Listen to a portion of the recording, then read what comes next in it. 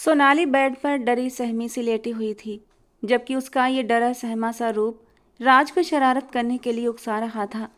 वो उसे तंग करने के इरादे से उसके करीब बढ़ा था और शरारत के साथ बोला, तो अजनबी लड़की कैसी हो? वैसे एक बात बताओ, रोड पर हजारों गाड़ियां आती हैं और जाती हैं।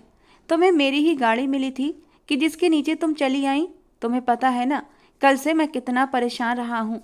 जी तो चाह रहा है सारा गुस्सा अभी के अभी तुम्हारे ऊपर ही निकाल दूं, लेकिन नहीं, ऐसा नहीं कर सकता। भगवान न करे कहीं दोबारा बेहोश हो गई तो रात भर जाग कर आज तो मैं मर ही जाऊंगा।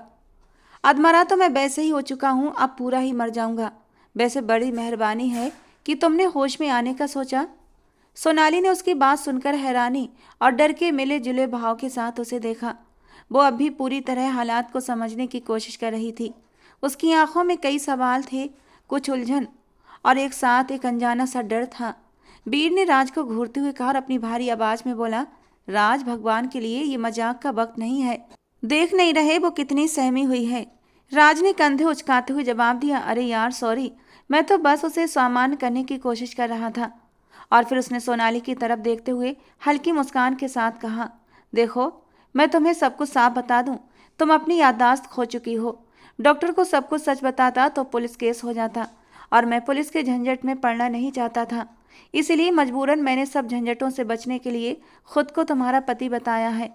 और अब तुम्हें यही समझना होगा कि मैं तुम्हारा पति हूँ और पति का फर्ज होता है वो अपनी पत्नी को खुश करे, है ना? सोनाली ने उसकी बात सुनकर आंखें बंद कर लीं, जैसे वो इस सबसे बचना चाहती हो। वो अपने हालात को समझने की कोशिश कर रही थी, लेकिन हर बार जब भी वो याद करने की कोशिश करती, उसके सर में तेज दर्द की लहर उठती। वीर ने आगे बढ़कर सोनाली के सिर पर हाथ रखा और नरम लहजे में कहा, प्लीज आप घबराओ मत, हम तुम्हारे साथ हैं। डॉक्टर ने कहा है कि तुम्हें पूरी तरह आराम की जरूरत है। हम तुम्हें एक सुरक्षित जगह पर लेकर जा रहे हैं। सोनाली ने वीर की ओर देखते हुए धीरे से सिर हिलाया। वीर के नरम और धीमे लहजे से उसे थोड़ी तसल्ली मिली थी। राज ने कदम आगे बढ़ाते हुए शरारत से कहा, वैसे मैंने सारी रात तुम्हारे लिए जागकर बिताई है, कोई धन्यवाद तो बोल दो। सोनाली ने उसकी तरफ देखा, उसके चेहरे पर गंभीरता और नापसंदीदगी के भाव साफ थे। उसने धीरे से कहा, आपसे किसने कहा था कि जागें? और ये जवाब सुनकर राज के चेहरे पर नकली हैरानी आई थी। ओह कमाल है, मतलब मैं तुम्हारे लिए अपनी नींद कुर्बान करूं और तुम मुझे ये कह रही हो?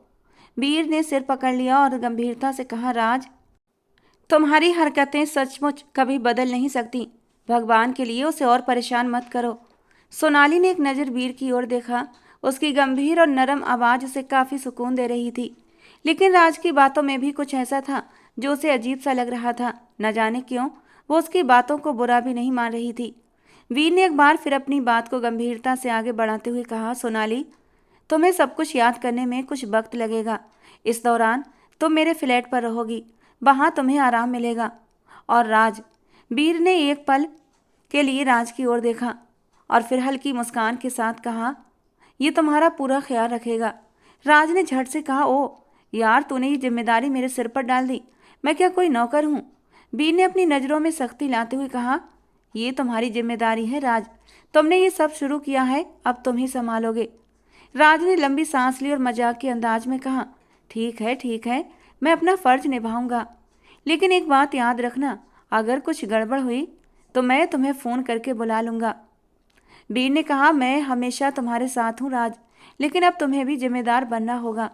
सोनाली चुपचाप दोनों की बातें सुन रही थी। वीर की बातों से उसे सुकून मिला था और राज की शरारत ने उसको मुस्कुराने पर मजबूर किया था, चाहे उसने इसे छिपाने की कोशिश भी की थी। कुछ देर बाद डॉक्टर ने उन्हें डिस्चार्ज पेपर दे दिए। वीर ने सब कुछ संभाल लिया था। अब वे तीनों वार्ड से बाहर निकल आए थे। अस्पताल के बाहर आते ही राज ने लंबी सांस ली और कहा, आखिरकार इस अस्पताल की हवा से जान छूटी। सोनाली ने पहली बार हल्की सी मुस्कान दी, जिसे राज ने तुरंत नोट किया और कहा, लो भाई, हमारी बीबी तो मुस्कुरा भी सकती है। जबकि राज की इस बात पर सोनाली ने घूर कर राज की ओर देखा, जिस पर राज ने डरने की एक्टिंग की थी। वीर ने एक नज़र उस पर डाली और कहा, चलो अब वक्त बर्बाद किए बिना इसे फ्लैट पर लेकर चलते हैं। सोनाली को कार में बिठाया गया और वे एक नई मंजिल की ओर रवाना हो गए। अंदर ही अंदर सोनाली ने महसूस किया कि शायद ये दोनों अजनबी मर्द उसकी ज़िंदगी को किसी न किसी तरह ठीक कर देंगे। बीर ने गाड़ी एक बड़ी इमारत के सामने रोकी और गहरी सांस लेकर राज की ओर देखा। राज, मैं ऑफिस जा रहा हूँ, ड्यूटी टाइम है। तुम इसे फ्लैट पर लेकर जाओ और इसे आराम करने दो और खाने पीने का इंतजाम भी करना। बीर की आवाज़ हमेशा की तरह गंभीर थी, लेकिन इस बार उसमें हल्की सी नरमी भी थी। राज ने उसकी बात को गौर से सुना और पहली बार बिना किसी मजाक के सिर हिलाया। ठीक है यार, मैं सब संभाल लूँगा और चिंता मत करो। मम्मी को भी बता दूंगा कि आज रात मैं फ्लैट पर रुकूंगा। बीर ने संतुष्टि से सिर हिलाया और फिर कार का दरवाज़ा खोल दिया। अगर कुछ भी समस्या हो तो तुरंत मुझे कॉल करना। जबकि राज ने गंभीरता से कहा, चिंता मत कर यार, मैं बिल्कुल ठीक तरीके से सब संभाल लूँगा। बीर ने सिर हिलाया और गाड़ी से उतरकर अपनी कार की ओर बढ़ गया। राज ने अपनी सीट से बाहर निकलकर सोनाली की ओर रुख किया। वो चुपचाप बैठी हुई थी, उसके चेहरे पर एक बेकरारी सी छाई हुई थी। राज ने धीरे से कहा, चलिए मैम, अब आपके आराम करने का वक्त है। जबकि सोनाली ने कोई जवाब नहीं दिया, चुपचाप सर झुकाए बैठी रही, लगातार अपनी उंगलियां मरोड़ रही थी। उसे समझ नहीं आ रहा था वो कैसे राज के साथ अकेले फ्लैट में रहेगी। अब तक उसने जितना राज को जाना था उससे उतना तो आइडिया हो गया था कि राज एक अच्छा लड़का है, लेकिन फिर भी औरत और मर्द का साथ घी और आग की तरह होता है, जो किसी भी वक्त लपट बनकर दहक सकता है। लेकिन उसके पास कोई दूसरा रास्ता भी तो नहीं था। वो जाती तो कहाँ जाती।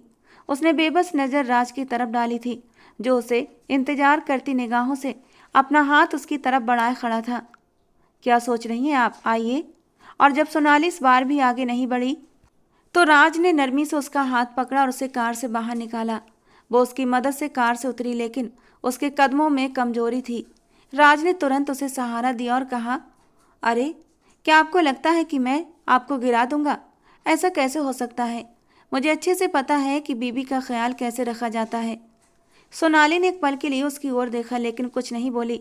इमारत की ओर बढ़ते हुए राज ने अपनी शरारत बनाए रखते हुए कहा, तुम्हें पता है इस फ्लैट में हम दोनों की जिंदगी का नया अध्याय शुरू होगा। अब तो सोच रहा हूँ तुम्हें नाश्ता भी अपने हाथों से बनाकर दूँ। वैसे तुम्हें क्या पसंद है, पराठा या सैंडविच? जबकि सोनाली ने चुपचाप सिर झुका लिया।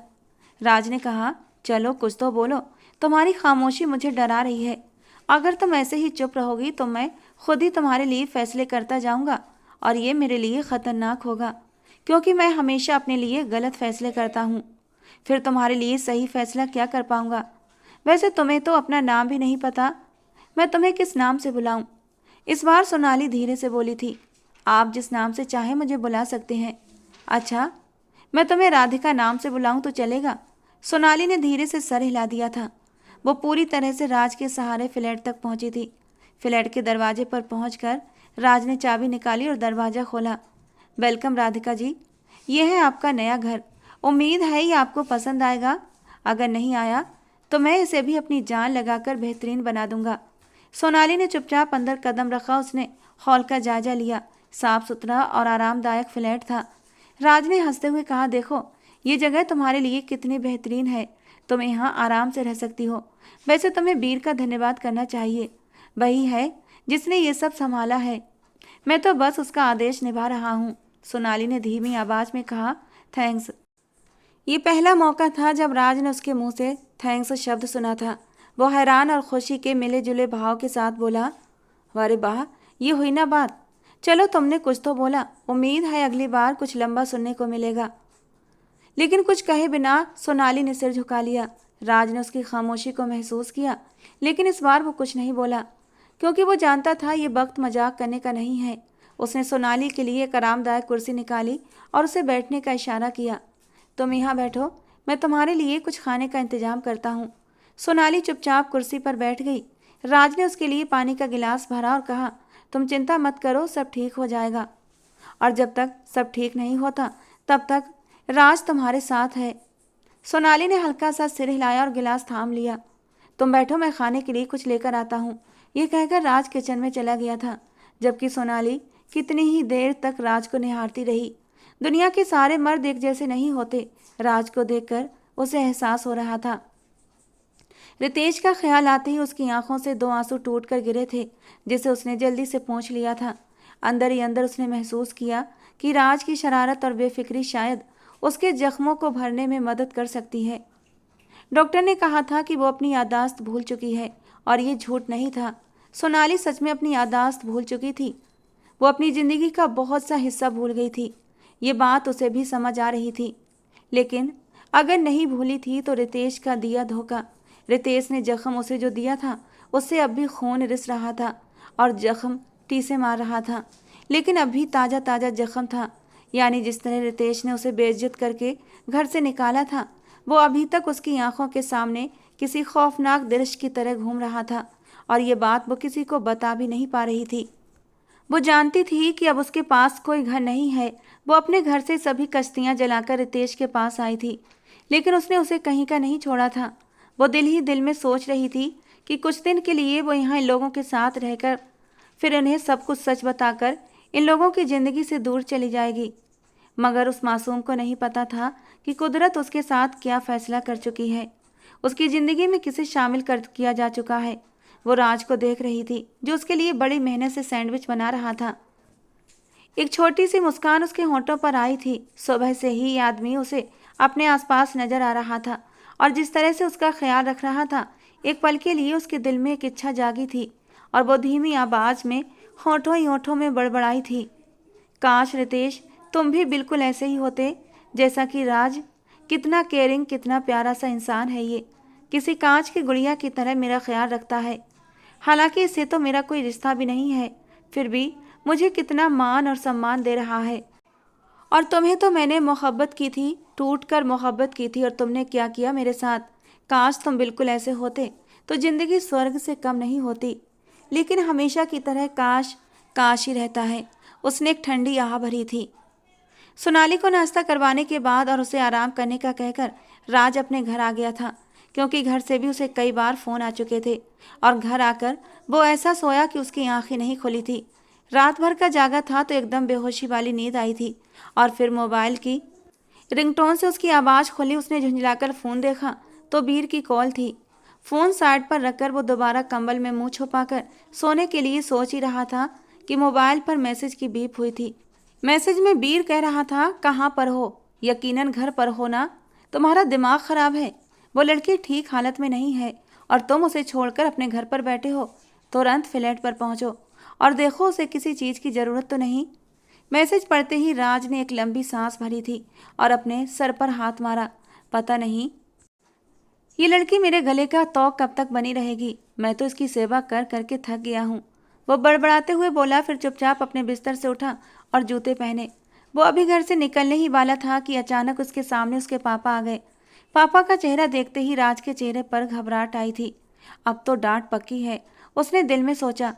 वो जानता था कि पापा पहले भी कई बार उसे समझा चुके थे कि वो जिंदगी को सीरियस ले ले और ऑफिस संभाल ले, लेकिन उसने कभी उनकी बातों को अहमियत नहीं दी थी। वो हमेशा यही कहता था कि अभी तो उसके घूमने फिरने के दिन हैं। पापा, काम तो सारी जिंदगी करना है। पापा के करीब आते ही राज जल्दी से दीवार की ओट में हो गया। उन्होंने एक पल के लिए चारों ओर देखा, फिर घर के अंदर चले गए और राज ने सुकून की सांस ली थी और फिर बाइक उठाकर फ्लैट की ओर रवाना हो गया। रास्ते में सोच रहा था कि बीर आखिर हर वक्त इतना सीरियस क्यों रहता है। यार, जिंदगी थोड़ी आसानी से भी गुजारनी चाहिए। एक लंबे सफर के बाद वो आखिरकार फ्लैट पर पहुंचा। उसने बाइक पार्क की और एक गहरी सांस लेते हुए अंदर की ओर बढ़ा। दरवाजे के करीब पहुंचकर उसने एक पल के लिए अपनी जैकेट के बटन ठीक किए और हल्की सी मुस्कान के साथ दरवाजा खोला। सामने का दृश्य देखकर वो थोड़ा हैरान हुआ। सोनाली रसोई में खड़ी थी और चाय बना रही थी। बाल खुले हुए थे और वो थकी थकी सी लग रही थी। राज एक पल के लिए चुपचाप खड़ा उसे देखता रहा। ये लड़की तो घर के काम भी शुरू कर चुकी है, उसने दिल ही दिल में सोचा। और अचानक ही सोनाली के हाथ से चम्मच छूटकर गिरा था और वो बेहोशी की हालत में लड़खड़ाने लगी। राज ने ये देखा तो तुरंत दौड़कर उसकी ओर बढ़ा था। अरे क्या हुआ? वो जोर से बोला और जैसे ही वो नीचे गिरने लगी उसने बेखौफ उसे अपनी बाहों में थाम लिया था और उसी पल जैसे वक्त थम गया था।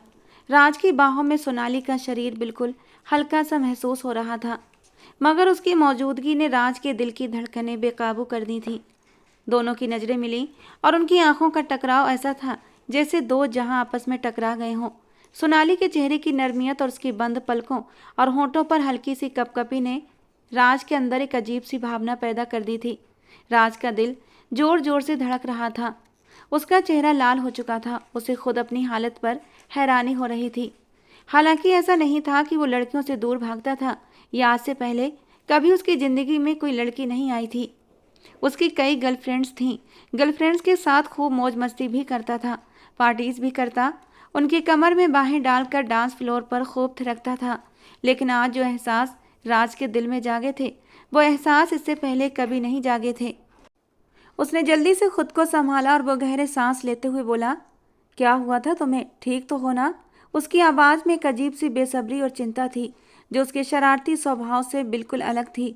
सोनाली ने धीरे से अपनी पलकों को खोला और उसकी ओर देखा। वो कुछ कह न सकी, लेकिन उसकी हालत ने राज को कुछ ज़्यादा ही परेशान कर दिया। उसने सोनाली को धीरे से पास रखे सोफे पर बिठाया और पानी का गिलास भरकर उसके होंठों से लगाया। ये लो, पानी पियो। तुम ठीक तो हो ना? तुम्हें कुछ हो तो नहीं रहा? सोनाली ने पानी के कुछ घूंट पीकर सिर हिलाया। मैं ठीक हूँ, शायद चक्कर आ गए थे, वो धीमी आवाज में बोली। राज ने सुकून की सांस ली, लेकिन उसकी बेचैनी अब भी खत्म नहीं हुई थी। राधिका, तुम्हें आराम करना चाहिए। किचन में जाने की क्या जरूरत थी? अगर तुम्हें कुछ हो जाता तो? और ये सीमा कहाँ चली गई? मैंने उससे कहा था कि वो हमेशा तुम्हारे साथ रहे। राज ने कामवाली का नाम लिया, जो जाने से पहले सोनाली के लिए अरेंज करके गया था। वो मार्केट तक गई है, किचन के लिए कुछ ज़रूरी सामान लाना था, सोनाली ने धीरे से बताया। और मुझे लगा कि मैं ठीक हूँ और चाय बनाना कोई बड़ी बात नहीं है। राज ने उसे घूरते हुए कहा, कोई बड़ी बात नहीं? तुम्हें अंदाज़ा भी है, अगर मैं समय पर नहीं पहुँचता तो क्या हो जाता? तुमने तो मुझे मार ही देना था। सोनाली ने उसकी बात पर चौंक कर उसकी ओर देखा था, लेकिन कुछ नहीं बोला। राज ने अपना सिर झटकते हुए कहा, तुम्हारी ये खामोशी मुझे कभी कभी पागल कर देती है। कुछ बोलो ना, मैं यहाँ तुम्हें डांटने के लिए आया हूँ और तुम हो कि चुप हो? सोनाली ने धीरे से कहा, राज मैं ठीक हूँ और तुम्हारा बहुत बहुत धन्यवाद। सोनाली के बोलने पर राज के दिल में एक अजीब सा सुकून उतरा था। वो मुस्कुराया और बोला, धन्यवाद? तुम्हें धन्यवाद कहने की ज़रूरत नहीं, बस तुम आराम करो और अगली बार किचन में जाने की ज़रूरत नहीं है। ये मेरा आदेश है और तुम्हें मानना पड़ेगा। और राज ने उसे फिर से देखा। उसकी आंखों में कुछ ऐसा था जो राज को अपनी ओर खींच रहा था। वो खुद भी हैरान था कि इस लड़की के लिए उसके दिल में इतने एहसास क्यों जाग रहे थे। तुम आराम करो, मैं चाय बनाता हूँ। वैसे चाय बनानी आती भी है तुम्हें, या वो भी मैं सिखाऊं? राज ने शरारती अंदाज में कहा। सोनाली ने धीरे से हल्की मुस्कान के साथ कहा, चाय तो बनानी आती है, बस आज तबीयत ठीक नहीं थी। अच्छी बात है, वरना मैं तो सोच रहा था तुम्हें ये भी सिखाना पड़ेगा। सोनाली ने चुपचाप उसे देखा और उसके दिल में पहली बार यह एहसास हुआ कि शायद राज की मौजूदगी उसे कमज़ोर नहीं बल्कि सुरक्षित महसूस करवा रही है। राज चाय का कप सोनाली के सामने रखते हुए आराम से कुर्सी पर बैठ गया। उसकी नज़रें सोनाली के झुके हुए चेहरे पर थीं। वो शरारती अंदाज में बोला, तो कैसी हो अब? बेहतर महसूस कर रही हो ना राधिका? सोनाली ने चाय के कप की ओर देखा, फिर धीमी आवाज़ में कहा, राज मेरा नाम राधिका नहीं सोनाली है। राज को जैसे किसी ने चौंका दिया हो। उसने हैरानी से उसका चेहरा देखा। अच्छा, तो तुम्हें अपना नाम याद आ गया, ये तो बहुत अच्छी बात है। लेकिन उसकी आवाज़ में अब नरमी आ चुकी थी। सोनाली ने सिर झुकाए हुए जवाब दिया, नाम तो याद है, मगर मेरी ज़िंदगी का एक हिस्सा भी याद है। काश मैं वो हिस्सा भूल जाती। राज के चेहरे पर शरारत का रंग मुरझा गया। वो चुप हो गया और गहरी नज़रों से उसे देखने लगा। उसके दिल में अजीब सी बेचैनी होने लगी। क्या हुआ था सोनाली? उसने धीरे से पूछा। सोनाली ने एक पल के लिए चाय के कप को देखा, फिर बोली, मुझे नहीं पता राज, लेकिन न जाने क्यों तुम्हारे सामने दिल हल्का करने का मन कर रहा है। शायद ये दर्द मेरे दिल में ज़्यादा देर तक रह नहीं सकता।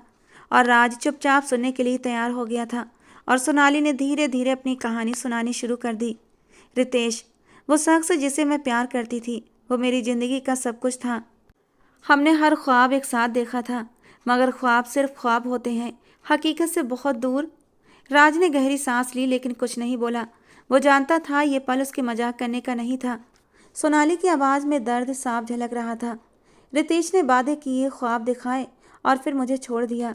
मुझे बेयारो मददगार छोड़ दिया। मेरे माँ बाप ने मुझे उसकी मोहब्बत में फंसा हुआ देखा तो मेरा हर फैसला मंजूर किया था। उन्होंने मुझे फैसला करने का अधिकार दिया था कि मैं रितेश से शादी कर सकती हूँ। और उस दिन मैं रितेश के बुलाने पर उसके घर गई थी, लेकिन जब उसने मेरा साथ छोड़ा तो मैं अपने माँ बाप के पास भी न जा सकी। मैंने अपने घर की दहलीज को हमेशा के लिए छोड़ दिया और अब मेरे पास कुछ भी नहीं बचा। राज चुपचाप उसे देखता रहा। सोनाली की आंखों में आंसू थे और उसके चेहरे पर गहरी उदासी। राज को पहली बार एहसास हुआ कि इस लड़की की आंखों में कितना दर्द छिपा था।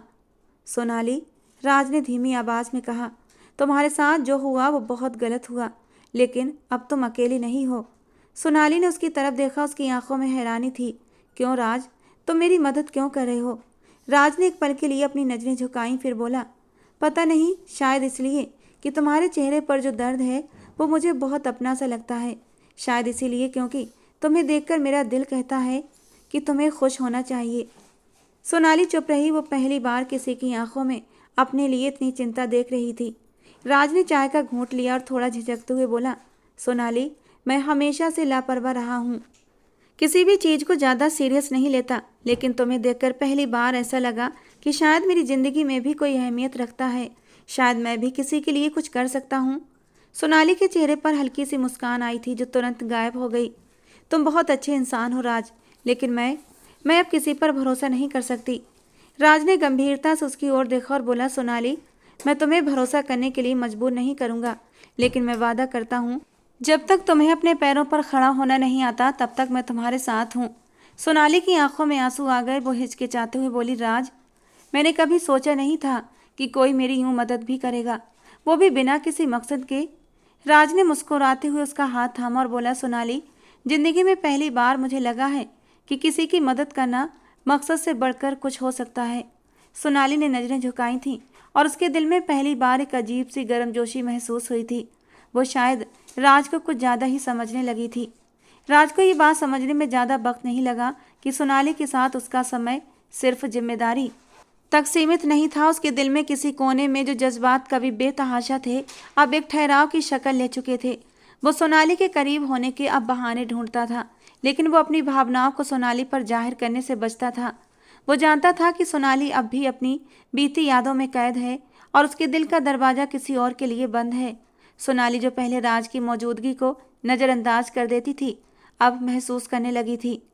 राज की शरारतें, उसके लापरवाह जुमले और वो छोटे छोटे लम्हे जिनमें वो सोनाली के आसपास रहने का बहाना ढूंढता था, सोनाली के दिल पर हल्के से असर करने लगे थे।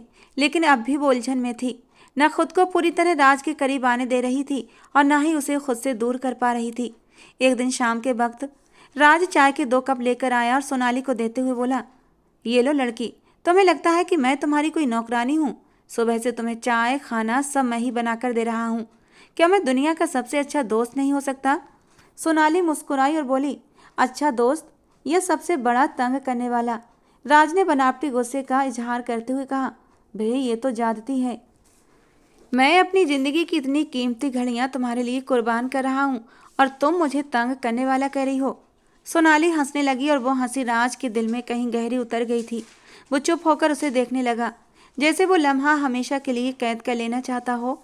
सोनाली ने महसूस किया कि राज कुछ ज़्यादा ही चुप हो गया है, तो उसने पूछा, क्या हुआ राज, तुम इतने चुप क्यों हो? राज ने एक पल के लिए उसकी ओर देखा और फिर नज़रों को झुकाकर बोला, कुछ नहीं, बस यूं ही। सोनाली ने कप को टेबल पर रखा और राज के सामने बैठकर कहने लगी, कुछ तो है जो तुम मुझसे छुपा रहे हो, बताओ क्या बात है? राज ने झूठी हंसी के साथ कहा, कुछ नहीं लड़की, तुम ज़्यादा ही सोच रही हो। लेकिन उसकी आंखों में ये बात साफ थी जो उसके होंठों पर आने से झिझक रही थी। दूसरी तरफ वीर सब कुछ समझ रहा था। वो जानता था कि राज के दिल में सोनाली के लिए जज्बात उभर चुके हैं, लेकिन वो इसके इजहार का इंतजार कर रहा था। और एक दिन राज ने वीर के कॉल का जवाब दिया तो वीर ने सीधे पूछा, तो कैसा चल रहा है? लगता है अब तुम्हारे दिन कुछ ज़्यादा ही अच्छे गुजर रहे हैं। राज ने चौंकते हुए कहा, क्या मतलब? वीर कहने लगा, तुम्हें पता है कि मैं सब जानता हूँ। तुम्हारे दिल में जो कुछ भी है उसे मुझसे छुपाने की ज़रूरत नहीं है, लेकिन याद रखना, वो लड़की अभी अपने अतीत के दर्द से बाहर निकलने की कोशिश कर रही है। जल्दबाजी मत करना। राज ने एक पल के लिए चुप होकर सोचा और फिर गंभीरता से बोला, यार, मैं नहीं जानता ये सब कैसे हुआ, लेकिन जब भी मैं उसे देखता हूँ मेरा दिल सुकून महसूस करता है। मैं उसे तकलीफ में नहीं देख सकता। मैं चाहता हूँ कि वो अपनी ज़िंदगी में खुश रहे। वीर ने संतुष्ट होकर कहा, यही तो बात है जो मैं तुमसे सुनना चाहता था। सच्ची मोहब्बत यही होती है राज, लेकिन अपने जज्बातों को सही वक्त पर जाहिर करना, वरना शायद तुम उसे हमेशा के लिए खो दोगे। राज ने फोन बंद कर दिया और गहरी सांस ली। उसका दिल बेचैन था, लेकिन वो जानता था कि अभी उसे हिम्मत और धैर्य रखना होगा। सोनाली जो चाय के कप में अपनी उलझनों को घोल रही थी, राज की तरफ देख रही थी। वो जानती थी कि राज एक खास इंसान है, लेकिन उसके दिल का दरवाजा खोलने के लिए अभी वक्त चाहिए था। दोनों अपनी अपनी दुनिया में उलझे हुए थे, लेकिन कहीं ना कहीं उनके दिल एक दूसरे के करीब आने लगे थे। समय धीरे धीरे गुजर रहा था और न जाने क्यों राज एक असुरक्षित सा माहौल महसूस कर रहा था। उसे एक ही डर था कि अगर सोनाली में हिम्मत आई तो कहीं वो उसे छोड़कर न चली जाए, और वो ये बात बर्दाश्त नहीं कर सकता था। दोनों को साथ रहते हुए लगभग 4 महीने का समय बीत चुका था, लेकिन एक दिन उसकी हिम्मत जवाब दे गई जब उसने अपनी मम्मी को अपनी सहेली की बेटी के बारे में बात करते सुना। उनका अंदाजा था कि वे राज से अपनी सहेली की बेटी की शादी कराएंगी, और यहीं पर उसका संयम टूट गया था। फ्लैट में छाई चुप्पी को तोड़ते हुए राज अंदर आया और उसके चेहरे पर कुछ कर गुजरने के निशान थे। सोनाली उसे देखकर उलझन में थी। वो जानती थी कि राज के दिल में कुछ बातें पल रही हैं, लेकिन वो उस गहरी भावना को नहीं समझ पा रही थी। और राज ने बिना कुछ कहे सोनाली का हाथ थामा और उसे चलने के लिए कहा। सोनाली ने हैरान होकर पूछा, क्या कह रहे हो राज? मुझे कहाँ लेकर जा रहे हो? राज ने गंभीरता से कहा, बस चलो, सवाल मत करो। सोनाली ने थोड़ा हिचकते हुए उसका हाथ थामा था। वे दोनों फ्लैट से निकलकर सीधे राज के घर की ओर रवाना हुए थे। रास्ते भर राज चुप रहा, जैसे वो अपने अंदर के तूफान को काबू में करने की कोशिश कर रहा हो। सोनाली ने कई बार पूछा, लेकिन राज के चेहरे की सख्ती ने उसे रोक दिया। घर पहुंचकर राज ने सोनाली को अंदर ले जाकर अपने माँ बाप और अपनी बहन के सामने जाकर खड़ा कर दिया। बीर पहले ही वहां पहुंच चुका था और माहौल को समझते हुए चुपचाप खड़ा था। राज के पापा ने उसे देखकर माथे पर बल डालते हुए कहा, ये क्या ड्रामा है? अब क्या तमाशा करने वाले हो? और ये लड़की कौन है? जबकि राज ने कोई जवाब नहीं दिया, उसने सोनाली के सामने घुटनों के बल बैठते हुए अपनी जेब से एक छोटा सा बॉक्स निकाला और उसे खोला। अंदर एक नाजुक सी अंगूठी थी जो उसकी सादी मगर खालिस मोहब्बत का इजहार कर रही थी।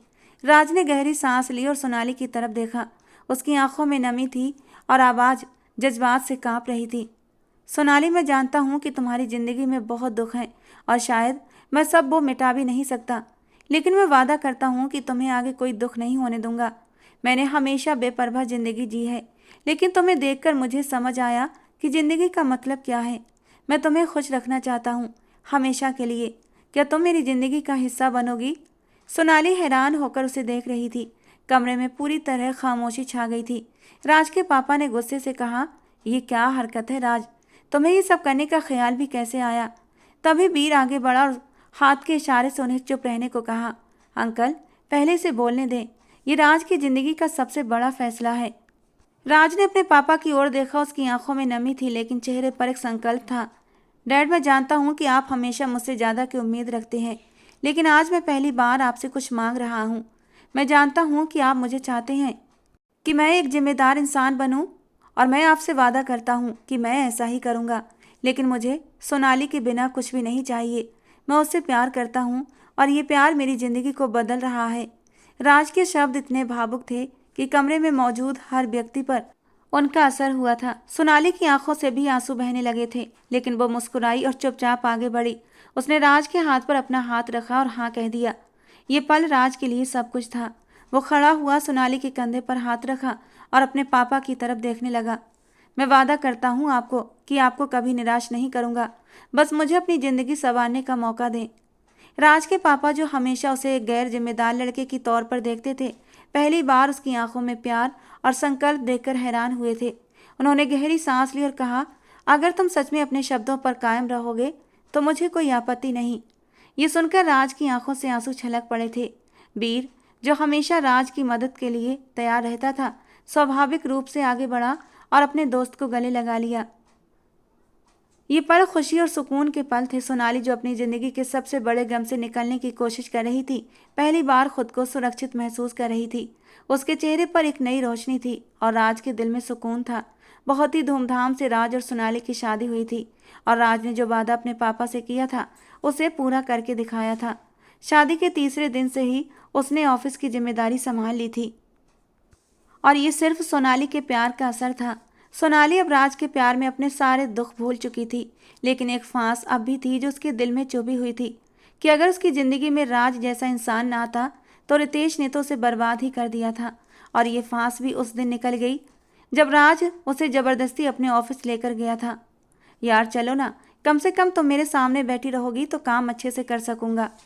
लेकिन राज, मैं रोज़ तुम्हारे साथ ऑफिस तो नहीं जा सकती ना, तुम्हें खुद ही ऑफिस संभालना होगा। हाँ ठीक है बाबा, लेकिन मन लगाने की कोशिश कर रहा हूँ, तो तुम इसमें मेरी हेल्प तो कर ही सकती हो ना। धीरे धीरे मेरी आदत हो जाएगी। और फिर यूँ राज के जिद करने पर वो उसके साथ ऑफिस चली आई थी। ऑफिस में पहुंचते ही उसे एक शोर शराबे की आवाज़ सुनाई दी। क्या बात है राज, ये चीखने चिल्लाने की आवाज़ें कहाँ से आ रही हैं? पता नहीं सोनाली, शायद डैड के केबिन से आ रही हैं। दोनों ही केबिन की तरफ बढ़े थे। दरवाजे पर पहुंचते पहुंचते सोनाली ने सुना कि उसके ससुर एक अपंग इंसान पर चीख रहे थे, जो उनके सामने व्हील चेयर पर बैठा हुआ था। देखो मिस्टर, तुम्हारी टांगें गई हैं तो ये सिर्फ तुम्हारी गलती की वजह से। इसमें मैं तुम्हारे लिए अब कुछ भी नहीं कर सकता। तुम्हारा जिस वक्त एक्सीडेंट हुआ तुम छुट्टी पर थे, घूमने के लिए शिमला गए हुए थे, और वहीं पर तुम्हारा एक्सीडेंट हुआ है। तो तुम किस बेस पर कंपनी से मुआवजा मांग रहे हो? हालांकि हम तुम्हारे लिए बहुत कुछ कर भी चुके हैं, इसके बावजूद भी तुम अब भी अपनी जिद पर अड़े हुए हो। अभी और इसी वक्त मेरे ऑफिस से निकलो, वरना मैं गार्ड से धक्के देकर तुम्हें बाहर निकलवा दूंगा। और जब वो इंसान हारे हुए अंदाज में अपनी व्हीलचेयर घुमाकर गेट की ओर मुड़ा था, तो सोनाली के कदमों तले से जमीन निकल गई थी। वो कोई और नहीं, रितेश था। जबकि सोनाली को राज के साथ खड़ा देखकर रितेश की आंखें फैली थीं। सोनाली ने और भी कसकर राज का हाथ थामा था और उसके और भी करीब होकर खड़ी हो गई थी। रितेश बेचैन होकर सोनाली की तरफ बढ़ा था। सोनाली, तुम्हारी बद्दुआ ने मुझे कहीं का न छोड़ा। देखो मैं बर्बाद हो गया हूँ, दोनों पैर गवा बैठा हूँ। मंगेतर ने भी मंगनी तोड़ दी, नौकरों के सहारे पर पड़ा हूँ। प्लीज़ सोनाली, मुझे माफ़ कर दो। हो सकता है तुम्हारे माफ़ करने से मेरी ज़िंदगी की मुश्किलें आसान हो जाएं। वो हाथ जोड़कर सोनाली के सामने गिड़गिड़ा रहा था, जबकि सोनाली के चेहरे पर एक सुकून उतर आया था। इंसान क्यों भूल जाता है, अगर तुम किसी के साथ गलत करते हो तो कहीं ना कहीं भगवान तुम्हें देख रहा होता है और तुम्हें तुम्हारे कर्मों की सज़ा जरूर देता है। रितेश ने न जाने सोनाली जैसी कितनी लड़कियों का यूज़ किया था और उनकी ज़िंदगियां बर्बाद की थीं, और उसकी सज़ा उसे मिल गई थी। उसने प्यार भरी मुस्कान राज के चेहरे पर डाली थी और फिर रितेश से बोली, रितेश, तुमने मेरे साथ गलत किया और तुम्हें इसकी सज़ा भगवान ने दे दी है, लेकिन भगवान ने मेरे जीवन में राज जैसा हमसफ़र देकर मेरी खुशियों को डबल कर दिया है, इसलिए मुझे अब किसी से कोई शिकायत नहीं है। जाओ, मैंने तुम्हें माफ़ किया। ये कहकर वो राज के हाथों में हाथ डालकर ऑफिस से बाहर निकल आई थी। आज उसके चेहरे पर सुकून था, दिल में सुकून था, चेहरे पर सच्ची खुशी थी, और सोनाली को खुश देखकर राज भी बहुत खुश था। दोनों ने मिलकर अपनी एक नई जिंदगी की शुरुआत की थी। और कहते हैं ना, कभी कभी हमें जो अच्छा लगता है, जो बेहतर लगता है, वो हमारे लिए ठीक नहीं होता।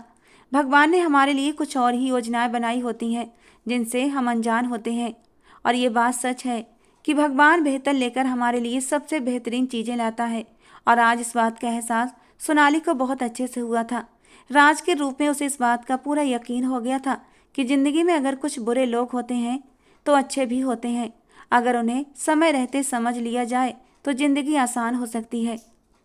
दोस्तों, इस कहानी के पहले भाग का लिंक नीचे डिस्क्रिप्शन बॉक्स में दे दूंगी, जहां से आप जाकर लिंक पर क्लिक करके कहानी के पहले भाग को सुन सकते हैं। कहानी का दूसरा और ये अंतिम भाग आपको कैसा लगा, अपनी राय कमेंट बॉक्स में ज़रूर देना। पसंद आया हो तो प्लीज़ लाइक करना। रोज़ एक नई कहानी सुनने के लिए हमारे चैनल से जुड़े रहना। मिलते हैं दोस्तों अगली किसी नई रोमांटिक कहानी के साथ।